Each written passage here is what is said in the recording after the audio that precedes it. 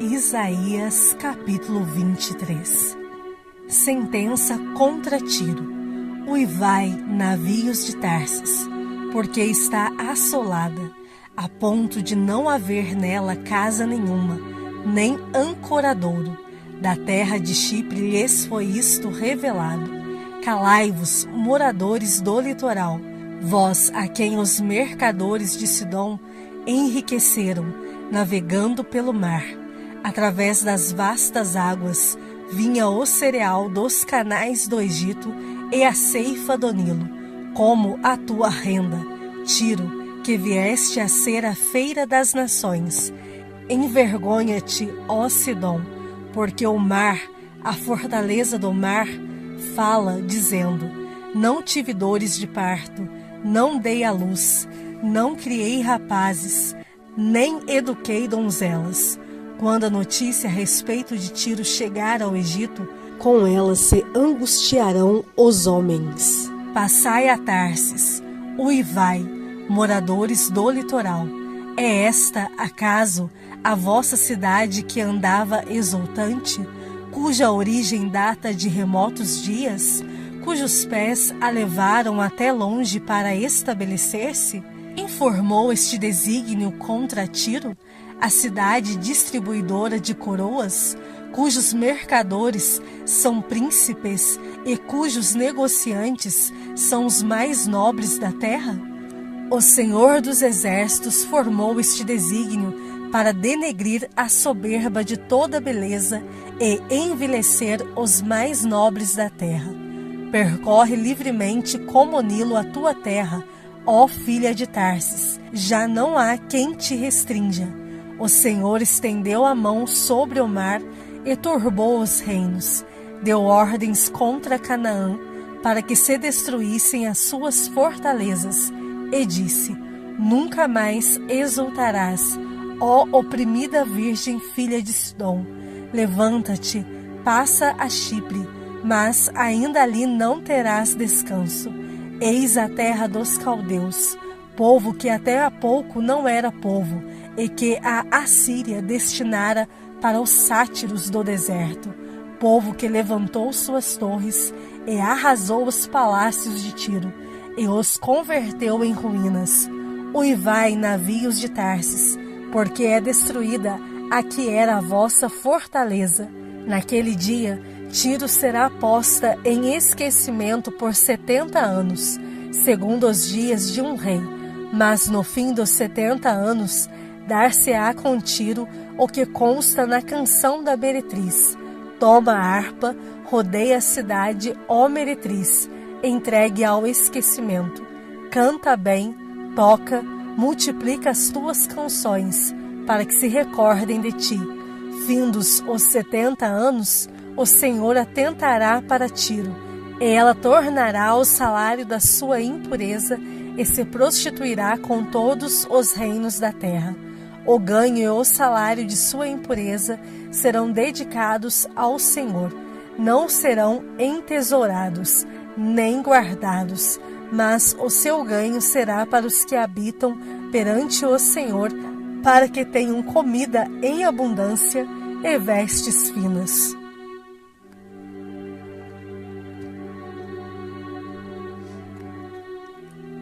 Isaías capítulo 24. Eis que o Senhor vai devastar e desolar a terra, vai transtornar a sua superfície, ele dispersar os moradores. O que suceder ao povo, sucederá ao sacerdote, ao servo, como ao seu senhor, à serva, como à sua dona, ao comprador, como ao vendedor, ao que empresta, como ao que toma emprestado, ao credor, como ao devedor. A terra será de todo devastada e totalmente saqueada, porque o Senhor é quem proferiu esta palavra. A terra pranteia e se murcha, o mundo enfraquece e se murcha. Enlanguecem os mais altos do povo da terra. Na verdade, a terra está contaminada por causa dos seus moradores, porquanto transgridem as leis, violam os estatutos e quebram a aliança eterna. Por isso, a maldição consome a terra, e os que habitam nela se tornam culpados. Por isso, serão queimados os moradores da terra, e poucos homens restarão. Pranteia o vinho, enlanguece a vide, e gemem todos os que estavam de coração alegre.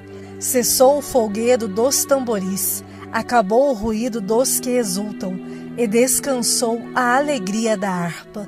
Já não se bebe vinho entre canções, a bebida forte é amarga para os que a bebem. Demolida está a cidade caótica, todas as casas estão fechadas, ninguém já pode entrar. Gritam por vinho nas ruas, fez-se noite para toda alegria, foi banido da terra o prazer. Na cidade reina a desolação, e a porta está reduzida a ruínas, porque será na terra, no meio destes povos, como o varejar da oliveira e como o rebuscar, quando está acabada a vindima. Eles levantam a voz e cantam com alegria, por causa da glória do Senhor, exultam desde o mar.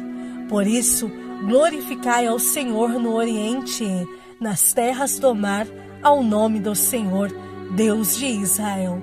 Dos confins da terra ouvimos cantar, glória ao justo.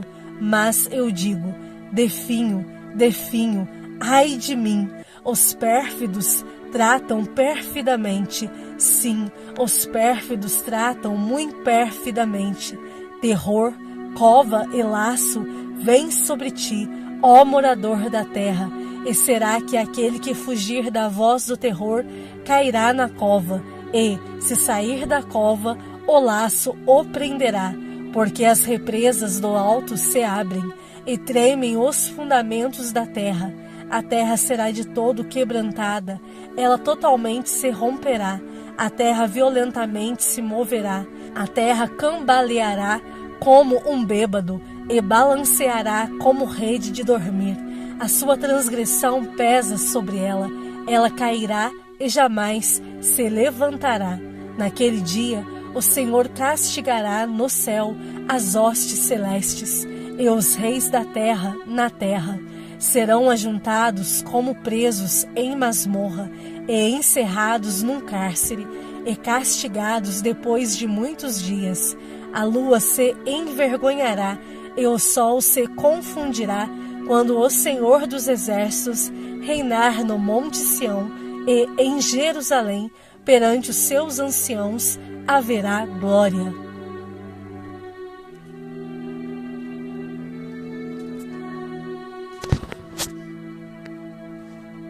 Salmos de número 83.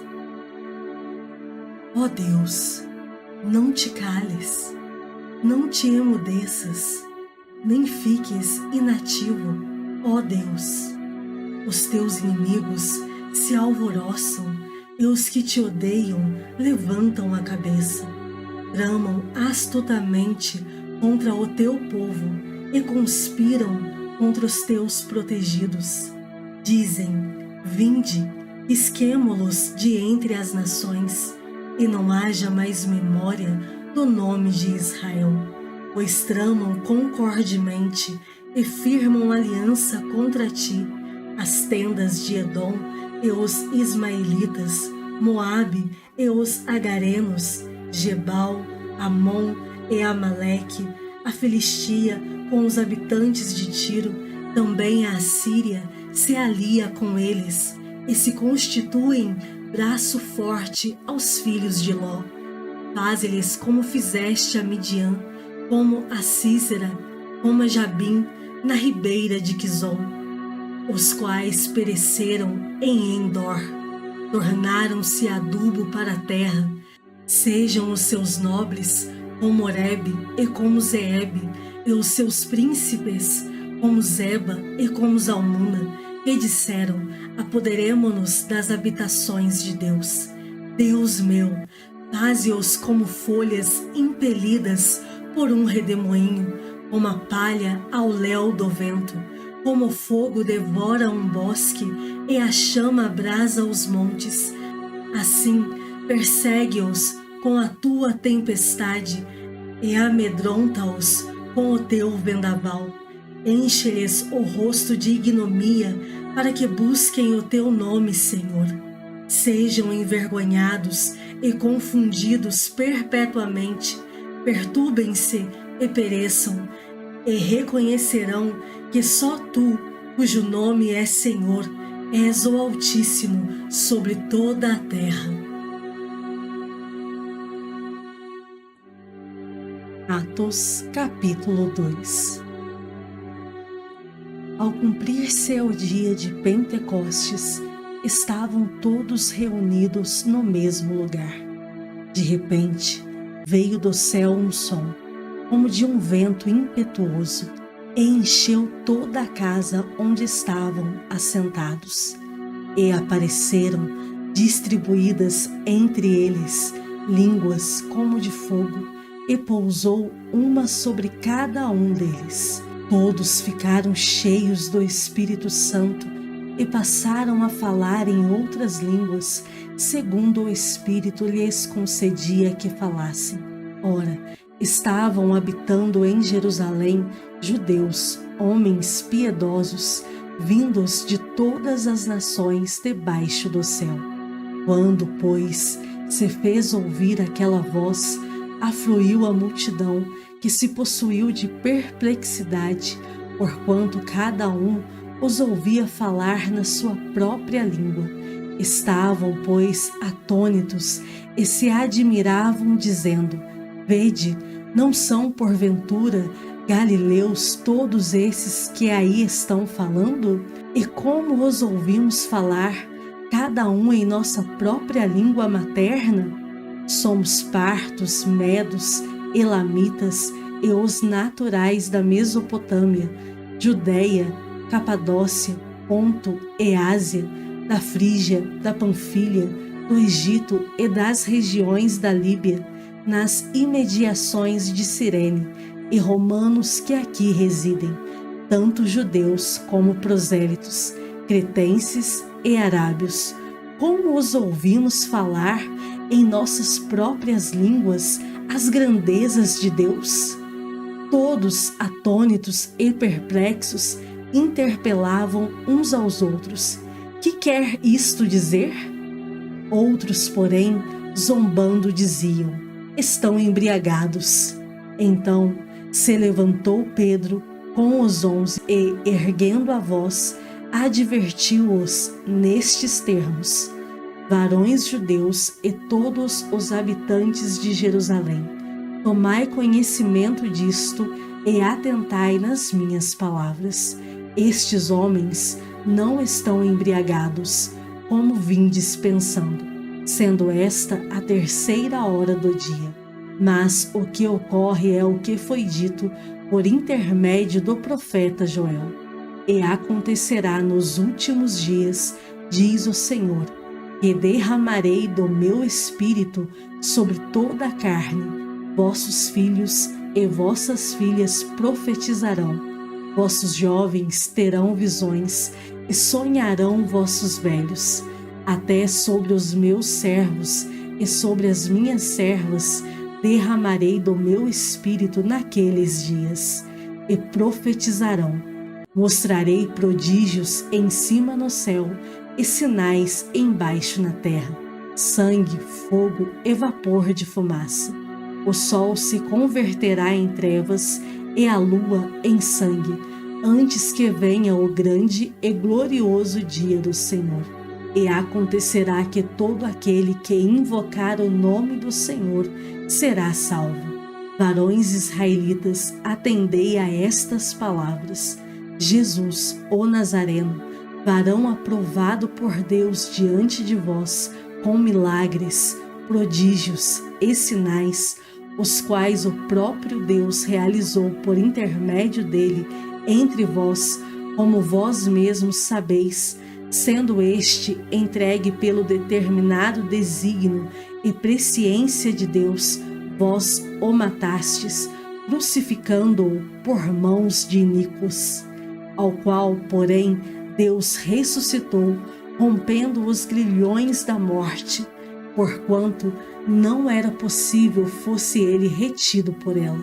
Porque a respeito dele, diz Davi, diante de mim via sempre o Senhor, porque está à minha direita, para que eu não seja abalado.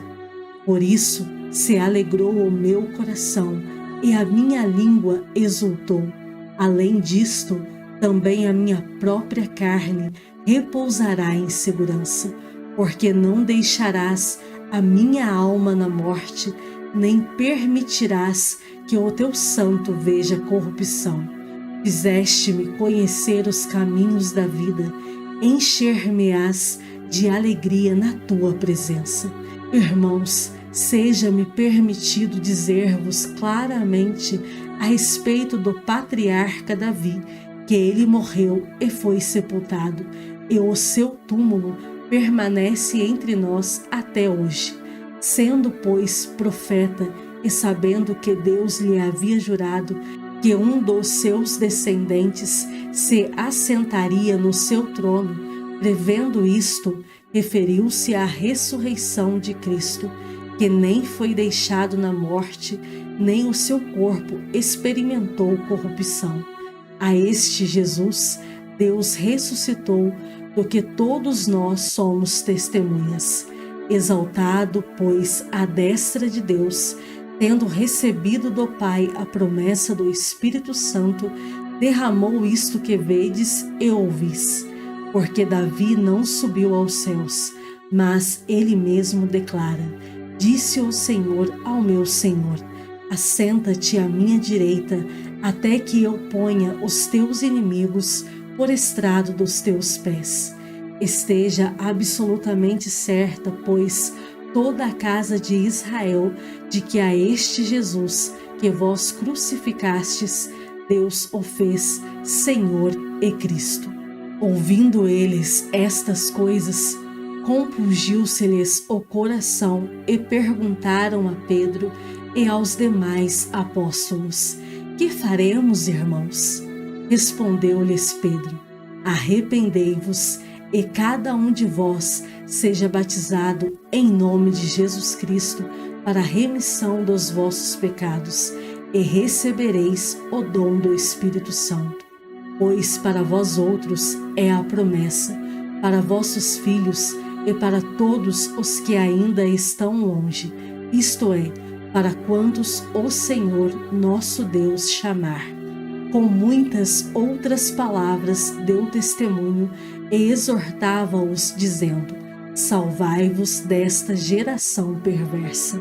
Então, os que lhe aceitaram a palavra foram batizados, havendo um acréscimo naquele dia de quase 3.000 pessoas, e perseveravam na doutrina dos apóstolos e na comunhão, no partir do pão e nas orações. Em cada alma havia temor, e muitos prodígios e sinais eram feitos por intermédio dos apóstolos. Todos os que creram estavam juntos e tinham tudo em comum. Vendiam as suas propriedades e bens, distribuindo o produto entre todos, à medida que alguém tinha necessidade.